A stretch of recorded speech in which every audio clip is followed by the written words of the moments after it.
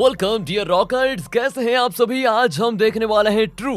तो मूवी की शुरुआत में हम विघ्नेश नाम के एक लड़के को देखते हैं जो कि एक लड़की को पकड़ने के लिए उसका पीछा कर रहा होता है और उस लड़की का नाम है श्रावणी। फिर श्रावणी विघ्नेश से बचने के लिए एक पेड़ के पीछे जाकर छिप जाती है और फिर हम देखते हैं कि कुछ लोग विघ्नेश के सामने आ जाते हैं और उन लोगों के हाथों में हथियार भी होता है। लेकिन वो लोग तो विघ्नेश पर हमला ही कर देते हैं, लेकिन विघ्नेश भी कम नहीं होता, वो उनको काफी मारता है और पूछता है कि तुम यहाँ पर किसे मारने आए हुए हो। पर वो आदमी विघ्नेश को कुछ नहीं बताता और अपनी जान दे देता है। एंड यहाँ में विघ्नेश को देखकर पता चल जाता है कि विघ्नेश किसी रहस्य की सच्चाई पता करने आया हुआ है। अब हमें पास्ट का सीन दिखाया जाता है जब विघ्नेश अपनी गर्लफ्रेंड श्रावणी को अपने पेरेंट्स से मिलाने लाता है। अब दोस्तों, आप सोच रहे होंगे कि अगर श्रावणी विघ्नेश की गर्लफ्रेंड है तो स्टार्टिंग में विघ्नेश श्रावणी का पीछा क्यों कर रहा था। बहुत बढ़िया सवाल है। तो दोस्तों, इस बात की सच्चाई आपको मूवी के एंड में जरूर पता चल जाएगी। Keep watching. फिर श्रावणी विघ्नेश के परिवार से मिलती है, लेकिन विघ्नेश के डैड की गंदी नजर श्रावणी पर होती है और इसीलिए जब श्रावणी उनके पैर छूती है तब विघ्नेश के डैड उसको गलत तरीके से टच करने की कोशिश करते हैं। एंड इस पर श्रावणी भी जान जाती है कि विघ्नेश के डैड बिल्कुल सही आदमी है नहीं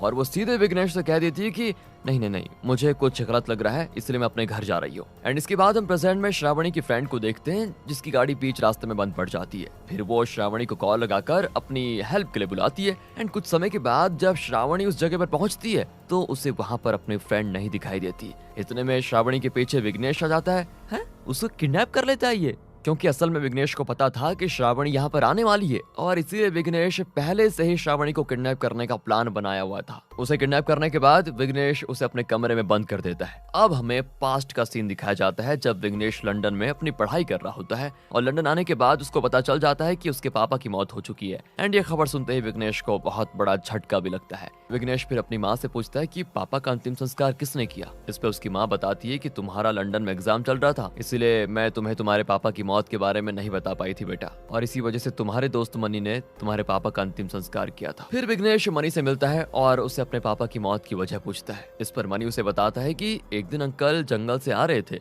उस समय जंगल के बीचों बीच एक खुला वायर पड़ा हुआ था, इसीलिए अंकल वायर को हटाने गए, लेकिन वायर हटाते समय उनको शॉक लग गया और इसी वजह से उनकी मौत हो गई। अब ये सारी बातें सुनने के बाद विघ्नेश मनी से कहता है कि तुम मुझे यार उस जगह पे लेकर चलो जहाँ पर पापा की मौत हुई थी, प्लीज। मनी फिर विघ्नेश को उस जगह पर लेकर जाता है। वहाँ विघ्नेश थोड़ी जांच पड़ताल करने के बाद मनी से कहता है कि भाई, मेरे पापा की मौत नहीं हुई है बल्कि उन्हें मारा गया है, क्योंकि इस जगह पर किसी आदमी के पैरों के निशान भी हैं और इसलिए मुझे लग रहा है कि पहले उनको प्लान बनाकर मारा गया, उसके बाद यहाँ घसीट कर लाया गया जिससे ये लगे कि वो करंट लगकर मर गए। यहाँ से विघ्नेश अपने घर पर जाता है और उन सभी लोगों की तस्वीर अपने सामने रखता है जिस पे उसे शक होता है। विघ्नेश पहले तो अपने पापा के दोस्त के घर जाता है, उनसे पूछता है कि आप और मेरे पापा बचपन के दोस्त हैं राइट, और शायद से आपको पता होगा कि मेरे पापा को किसने मारा है या कौन मार सकता है। इस पर वो आदमी बताता है कि तुम्हारे पापा की मौत शॉक लगने से हुई है, सभी को पता है। अब ये तो मुझे नहीं पता कि उनकी मौत हुई है या फिर उन्हें किसने मारा, इसके बारे में मैं कुछ नहीं जानता। लेकिन विघ्नेश को अभी तक इस बात पर भरोसा नहीं होता कि उसके पापा की मौत शॉक लगने की वजह से हुई है,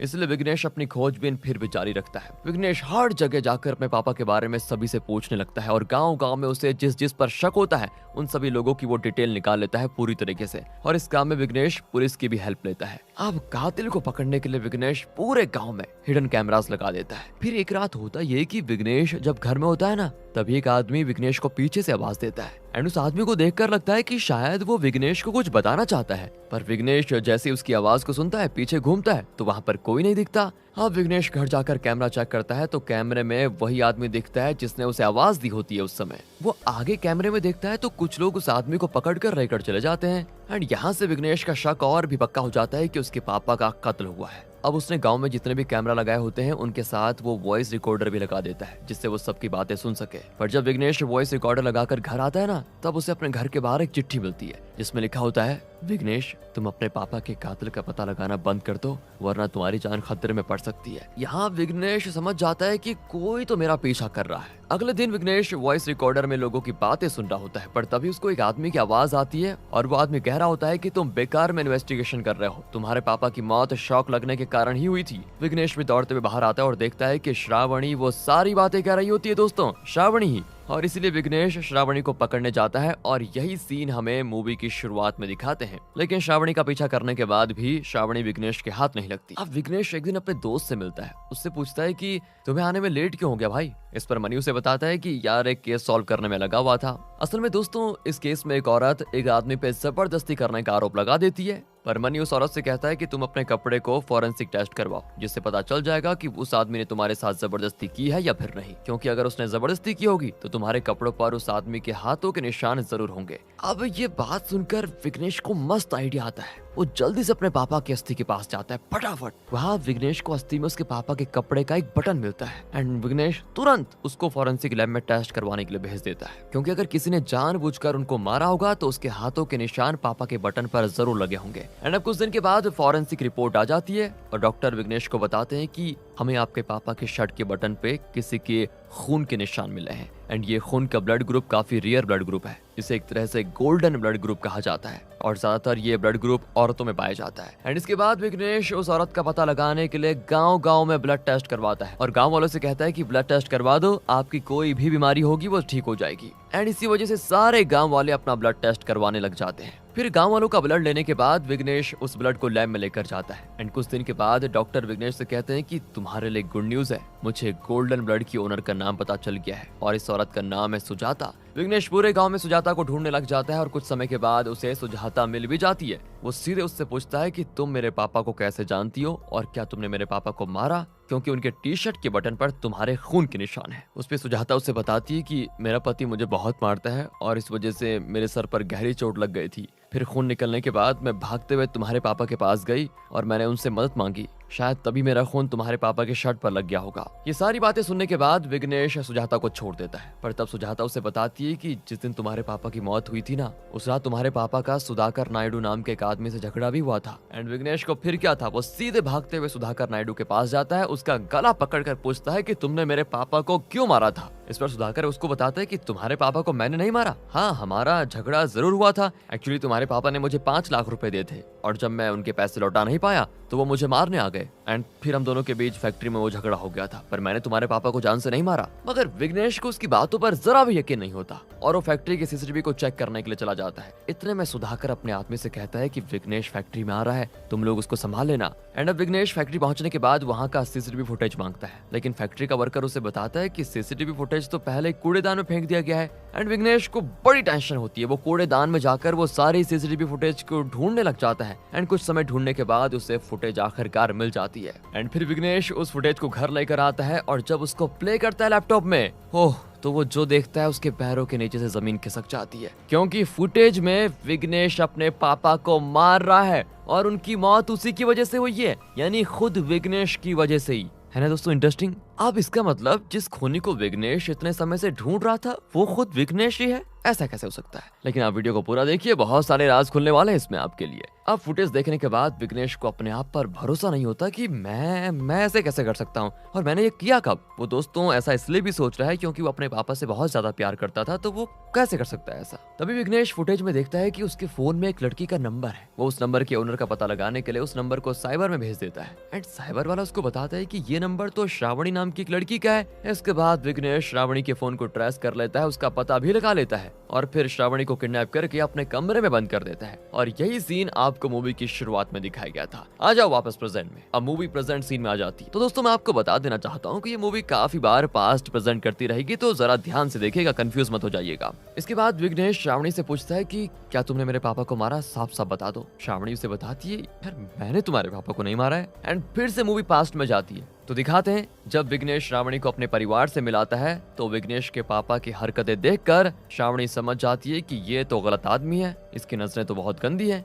एंड इसीलिए श्रावणी उसका पीछा करती है। उसे पता चल जाता है कि विघ्नेश के पापा को जो औरत पसंद आती है वो उसके साथ इंटीमेट होकर रहते हैं और अगर कोई औरत उनके साथ इंटीमेट होने से मना कर दे तो बस वो उस औरत के पति को मार डालते हैं। मतलब दोस्तों यहाँ पर आप समझ सकते हैं कि विघ्नेश के पापा एक तरह के साइको आदमी है जो अपनी हवस को मिटाने के लिए किसी भी हद तक जा सकता है। अब एक दिन मधुबनी नाम की टीचर विघ्नेश के पापा के पास आती है और उन्हें 15 अगस्त के दिन चीफ गेस्ट के तौर पर इनवाइट करती है, लेकिन विघ्नेश के पापा की नजर मधुबनी के ऊपर भी गंदी वाली पड़ती है और मधुबनी को पाने के लिए वो मधुबनी के पति पर एक झूठा केस लगाकर उसको जेल में डाल देते हैं। पर मधुबनी को ये बात पता नहीं होती कि उसके पति को जेल में डालने वाला ये विघ्नेश के पापा ही है और अब मधुबनी को अपने पति को जेल से छुड़ाने के लिए 1 लाख रुपए की जरूरत होती है और इसी वजह से मधुबनी विघ्नेश के पापा से 1 लाख रुपए ले लेती है और अपने पति को जेल से छुड़वा लेती है। इसके बाद मधुबनी का पति जब विघ्नेश के पापा को शुक्रिया अदा करने आता है तब विघ्नेश के पापा उसे कहते हैं कि मेहरबानी के बदले तुम अपनी पत्नी को मेरे पास भेज दो।